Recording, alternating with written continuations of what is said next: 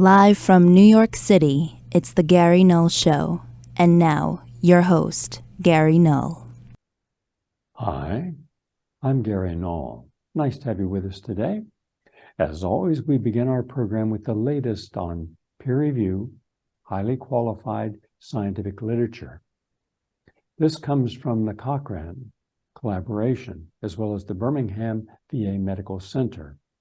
And it deals with something that tens of millions of Americans suffer from every day, pain. This particular pain comes from a form of arthritis called osteoarthritis. Millions of people suffer from it. Now, I'm not going to deal with what causes it, which is what we really should put our attention on, but rather how to alleviate the symptoms, get rid of the swelling, get more mobility into the joints. Now, for a long time, those of us in the health field have known that there are two items that really turn off pain in the joints from arthritis: chondroitin sulfate and glucosamine sulfate, generally 500 milligrams of each. You could also throw in some sea cucumber. There are other things, of course, including cayenne, cat's claw, lots of things turn off inflammation. But these are really the heavyweights, and they're non-toxic. So one of the most prestigious scientific organizations in the world, the Cochrane collaboration, examined 43 clinical trials. And what they found was, yes, indeed, looking at over 9,110 people in these studies, that you could turn off the pain and do so with improvements in your osteoarthritis without the adverse effects. I think that's very important. Now, of course, with so many people having pain, I will deal briefly with that. Why? Inflammation. What are the primary causes of inflammation? Alcohol, that's a big one, in any amount, including from wines and beer. But also protein. Too much protein causes inflammation, and that's really bad. And you feel that frequently in the feet, in the toes, and the ankles.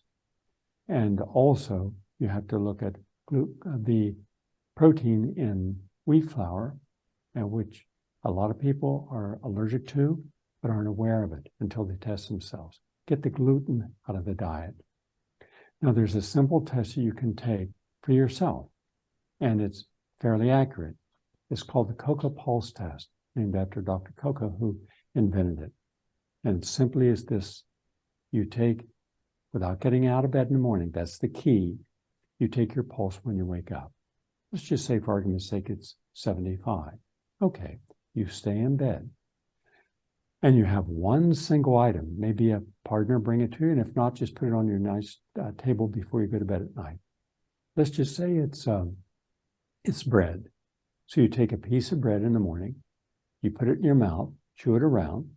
You can swallow it or not, but then you don't get out of bed. You don't exercise, you don't do anything for 20 minutes. 20 minutes later, you take your pulse again. If your pulse is up 5 beats or more per minute, let's say it goes to 80 from 75, make a note of that. You'll retest yourself again on another day, but there's a high probability you're allergic to what's in the bread. Not a whole lot in the bread, but at least that narrows it down. You could do the same thing with a piece of cheese to see if you're allergic to cheese or dairy. Now, sometimes you'll see physical symptoms, but not always.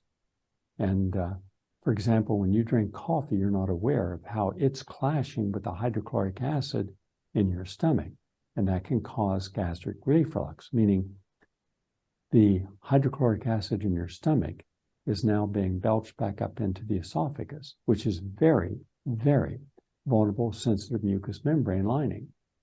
And if you keep doing that, you're going to end up with GERD. And that's why a lot of people have that. In fact, that can in time lead to esophageal cancer, which is a fast rising cancer around the world because people are drinking so much caffeine and coffee. It also is highly anabolic, and it acts as a diuretic. Now think of that. A diuretic will cause a flushing of liquids out of the body, and including what's in the intestine. Well, let's just say you've taken your vitamins with coffee. I'm sure there's some people who do that. They're not going to get the same absorption of those vitamins. They're going to get wasted. So always take your supplements with a juice or with a warm, not hot or cold liquid.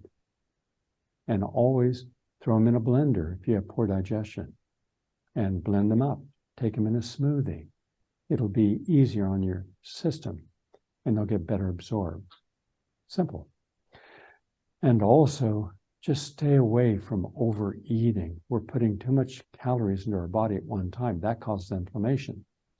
And also, we're sometimes drinking cold liquids with a hot meal. That's not smart. That's not good. And we're miscombining foods. We're taking simple sugars that require no digestion in the stomach, a monosaccharide, with things that take a long time to digest, like animal proteins. In fact, most people are not aware of this. Let's just say you eat a breakfast with bacon and eggs, or sausage and eggs, so still the same as pork.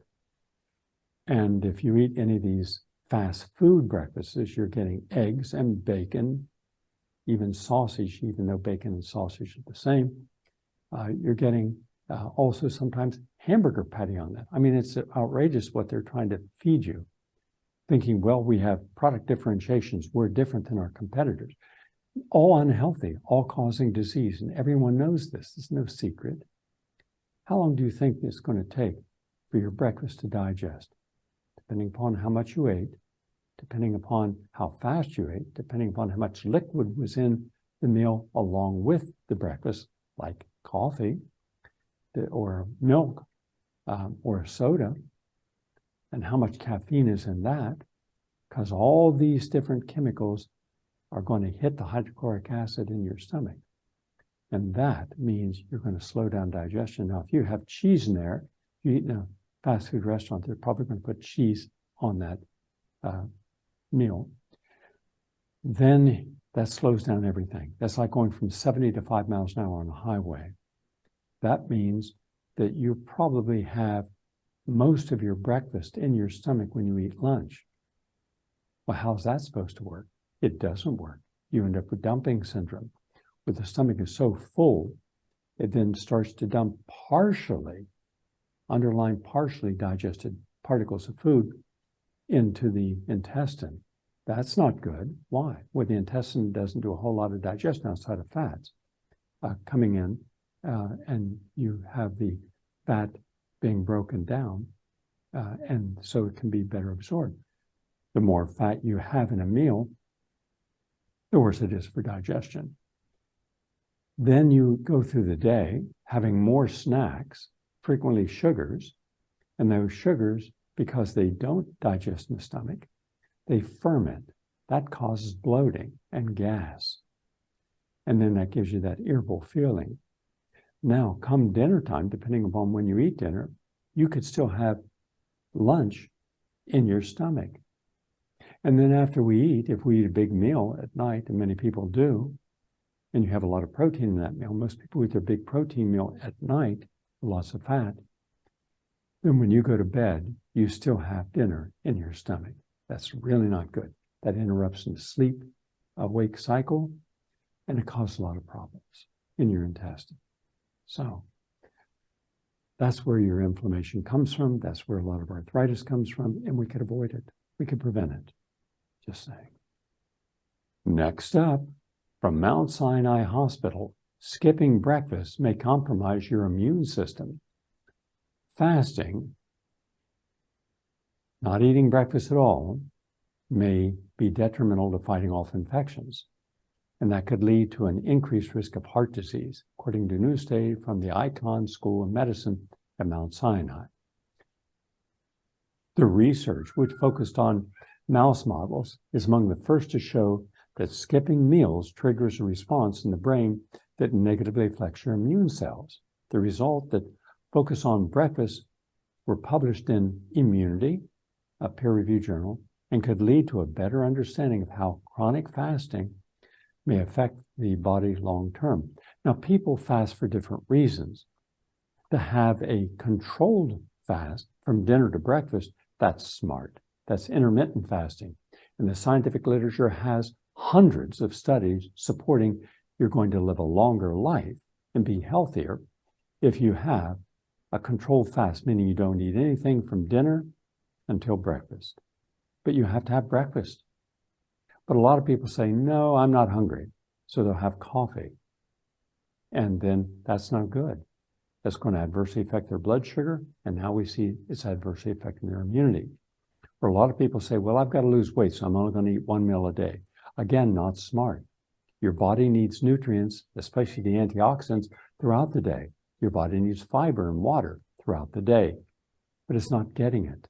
It's getting too many calories with one meal, because when people eat one meal, they tend to overeat because they're so hungry.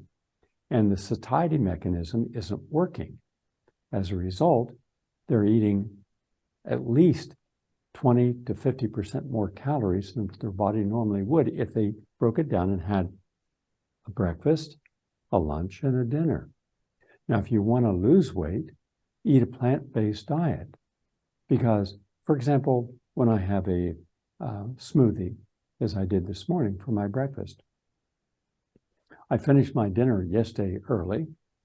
It was 5 o'clock, and I didn't have my breakfast this morning until after 9 o'clock. So I had a good, almost 15 hours more or less of fasting. That helps the system. I kept fully hydrated. That helps the system.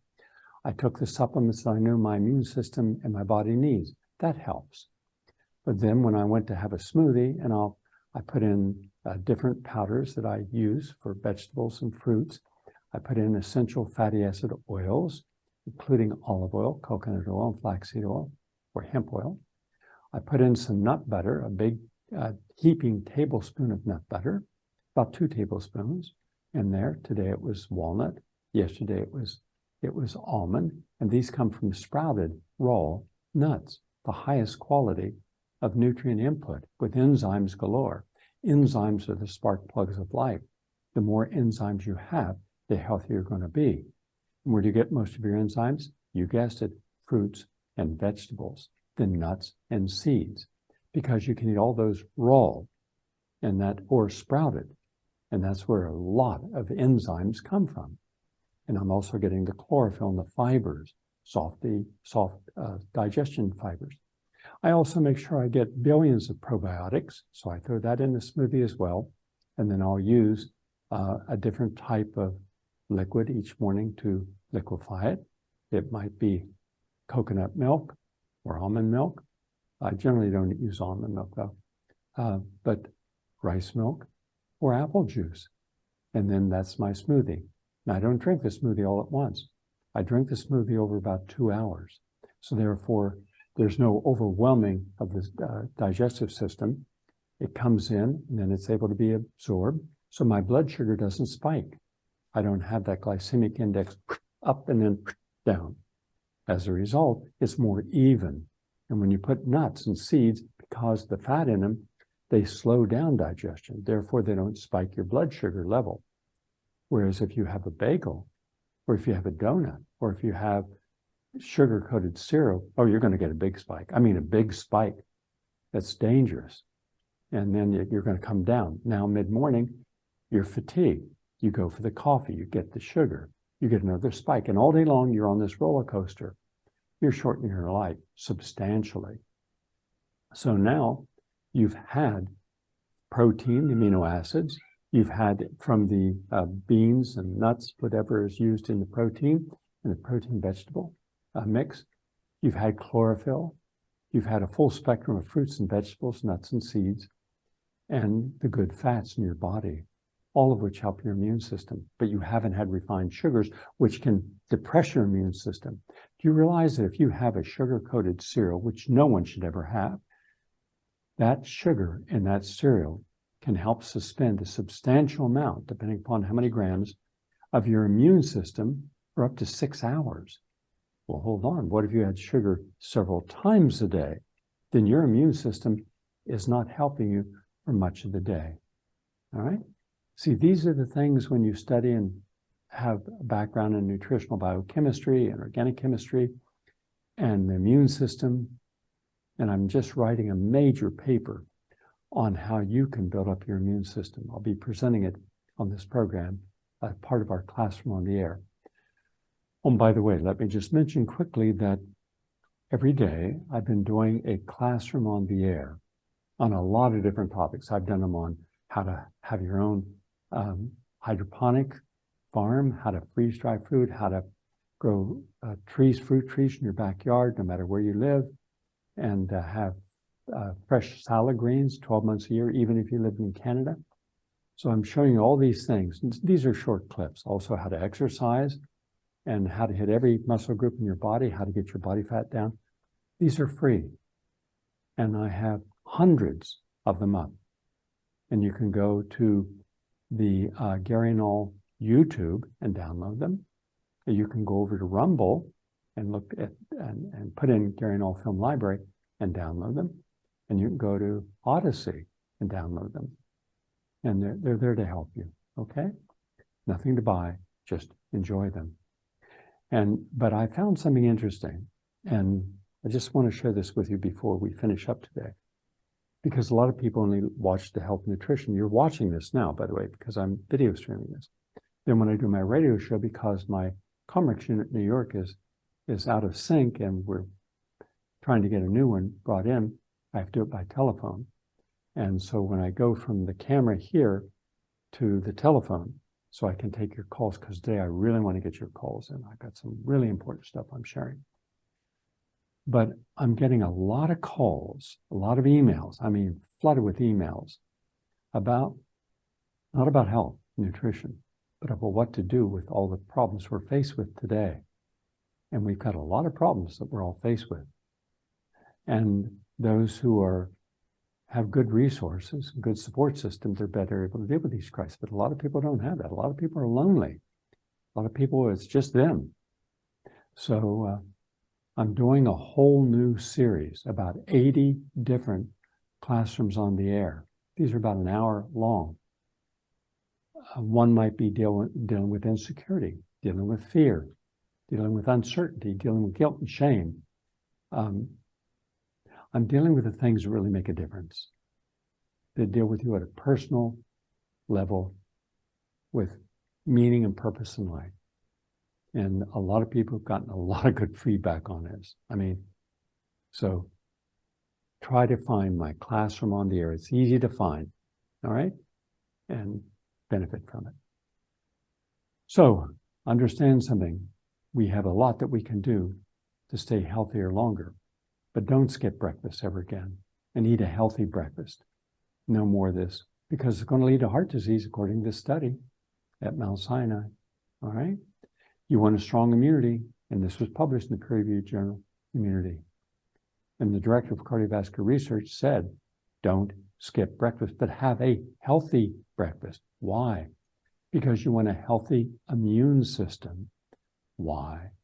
Specifically, you're going to see a difference when you have a healthy breakfast in monocytes, monocytes, which are the white blood cells that are made in the bone marrow and travel through the body, where they play many critical roles, from fighting infections to heart disease to cancer.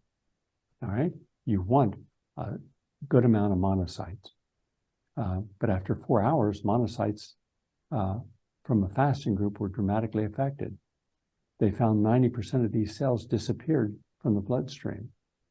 And that's not good. And the rest were gone after 8 hours.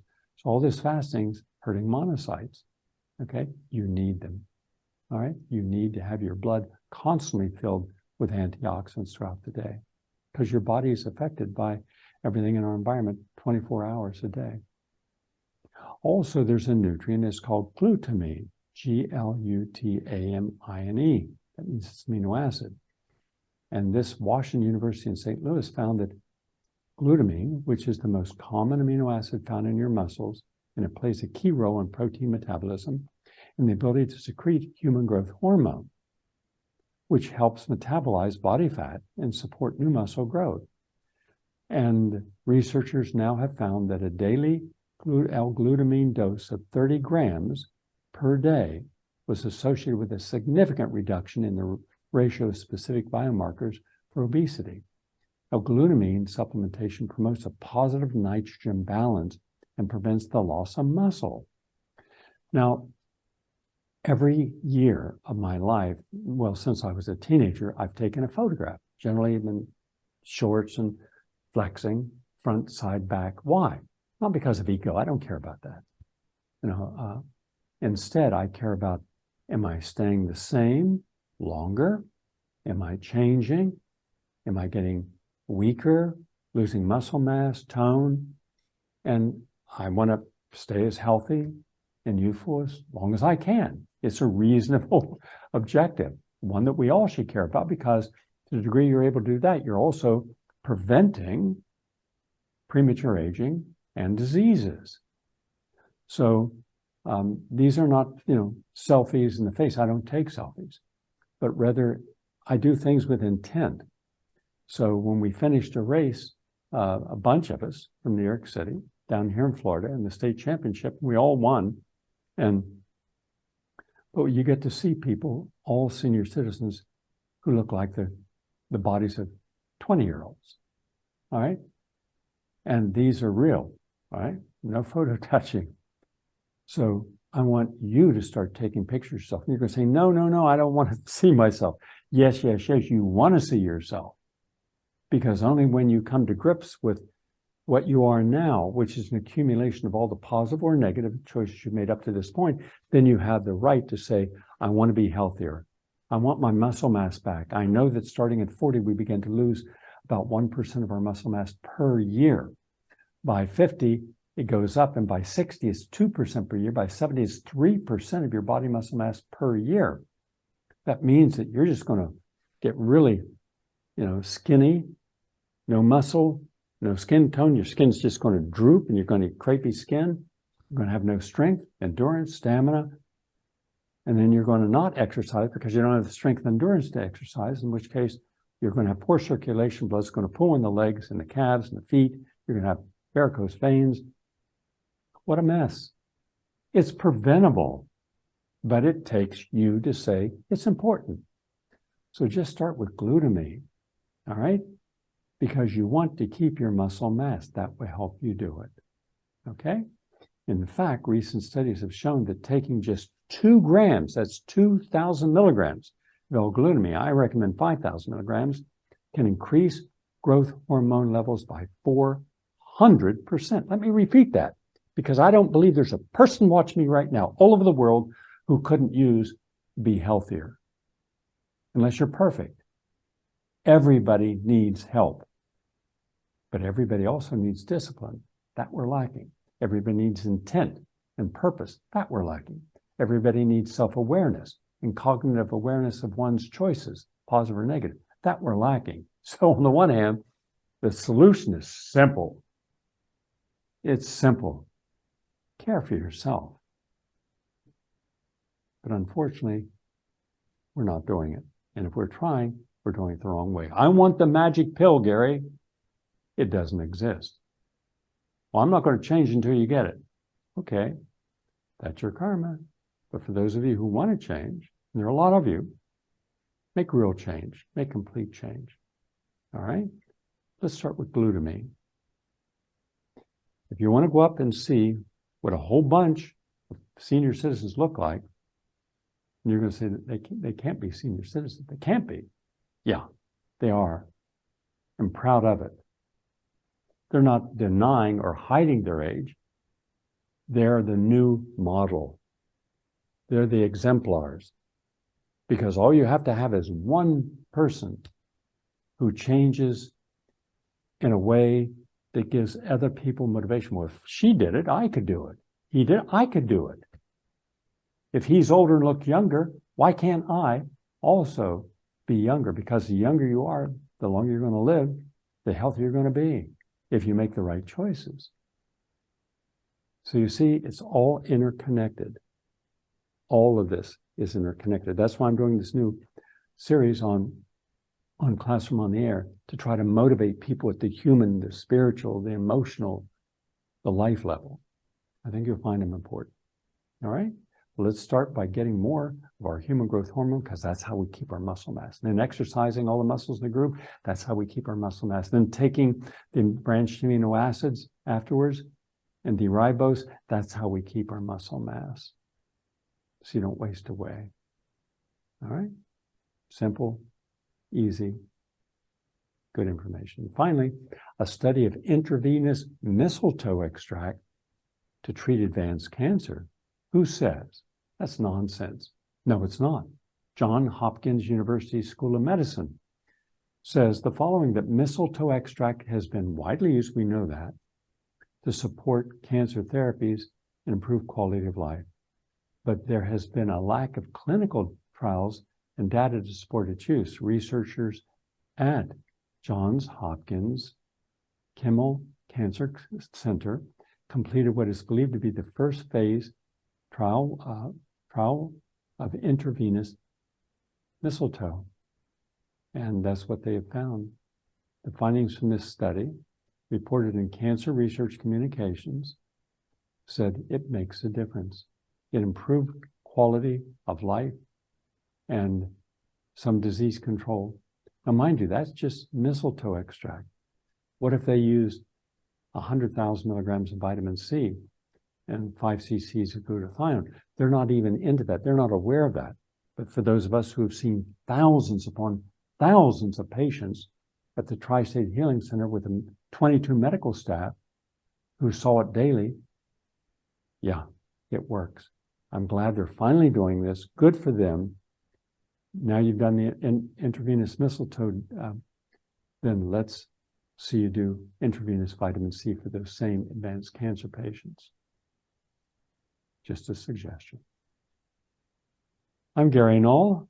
We're going to take a break and come back. Oh, and by the way, there's always been this question, which is better, hypnosis, meditation, or prayer to help us with pain management?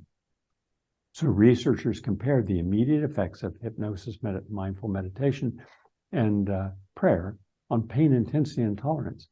And the results suggest that a single session of hypnosis and mindful meditation, but not prayer, may be useful in managing acute pain, with hypnosis being a little more useful.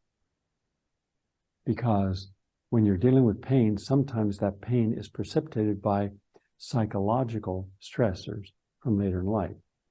So it helps because they can release that energy. I'm going to take a break and be right back. Please stay with us. Are you tired of closed-minded programming?